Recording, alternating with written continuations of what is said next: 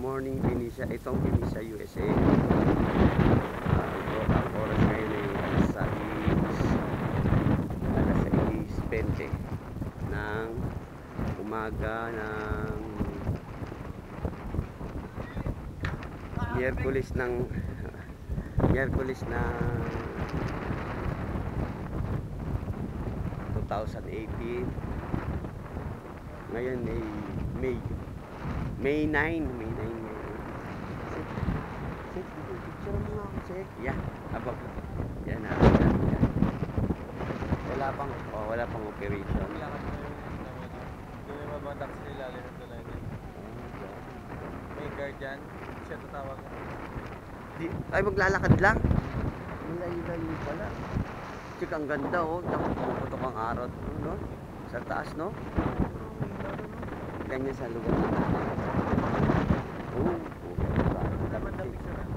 Dito.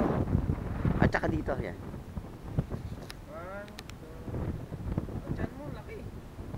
Hindi ah. Yan. Lumawa ka parang buntis. Isa pa. Doon sa bundok. Yan na. Yan.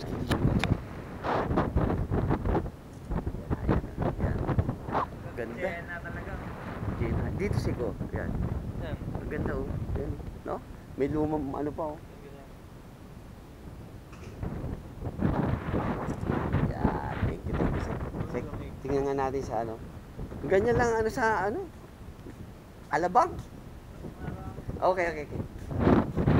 Oh, yan. Yan. Ngayon, pumuputok pa lang ang araw yun. Kitang-kita doon sa ano.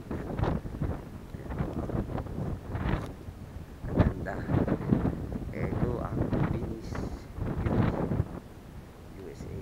Yan, ganda. Tahimik. Wala pang operation mamaya pa. Tahimik. Hindi pa masyadong busy. Siguro sa mga downtown. Ang ano ngayon Wednesday.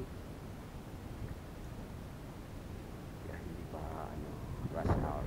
Pag-busy din. Yan, ang ganda. Ito yung kabila pala na ito. Makulimlim. Malamig dito. Malamig. Yay.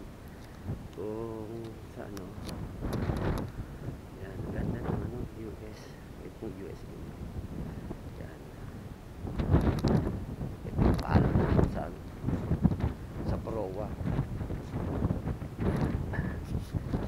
Yan. May tulay na naman doon. Yan. Yes. Ngayon hindi pa masyadong busy pero mamaya makita mo marami ng mga sasakyan. Dito sa mga tuloy marami lamig. Ayan na. Ayan na. Ito naman ang Puerto Pantalan. Yan. Yan ang tower na. Ayan. So, malamig. So, sasara ko itong ano. Sasara ko itong pintuan yung water dicer. Yan, ang ganda. Okay. Yeah, ito na ako sa loob. Ito, warm. Yan na. At ako yung imi. Yan. Luto ko na yung salmon with oven potato with cubes ka. Nagpiprepare ako kasi ito yung mga medyo mag-isabaw ko mamaya. Hindi pa naman. Tapos nakasalang ang banits ako. Wala pa naman. Ayan na. Ito. Eh, 6 ano na pala yan. Ang oras. Yan. How are you today? Yeah. Yeah. Are you sure? Yeah, ito. Yung mga ramboys. Ito, yan. Si Kuya Tax. Kausap si ate. Ano? Sino kausap mo? Si ate, ano yan? Ha? Hindi. I-post mo naman yun. I-post? Bigyan mo ako ng load na.